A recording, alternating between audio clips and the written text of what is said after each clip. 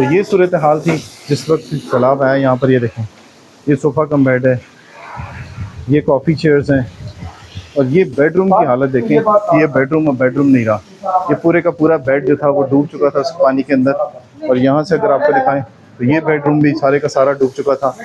ये सारे इलेक्ट्रॉनिक की चीज़ें हैं, फ्रिज है, ये सारे बिस्तर पड़े हुए हैं, कपड़े हैं, और ये सारा किचन का सामान है। यहाँ पर जितने घर हैं, सैकड़ों की तादाद में घर हैं जिन घरों के अंदर अभी तक चूल्हा नहीं जला, सिर्फ इस वजह से कि यहाँ पर पानी इतना दाखिल हुआ।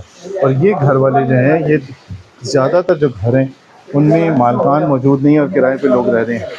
इतना ज़्यादा पानी और मट्टी है इन जगहों के अंदर कि सारे का सारा सामान बर्बाद हो चुका है, लाखों रुपए का सामान बर्बाद हो चुका है। कोई जो है इनका पुरसाने हाल नहीं है।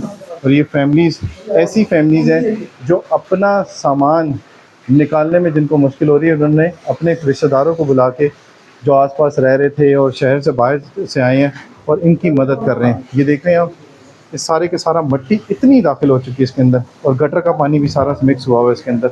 ये सारा इन घरों के अंदर दाखिल हो गया। ये देखें, ये सारा फर्नीचर इस घर के मालकान का कहना है कि सारा नया ख़रीदा गया था, कुछ भी नहीं बचा यहाँ पर।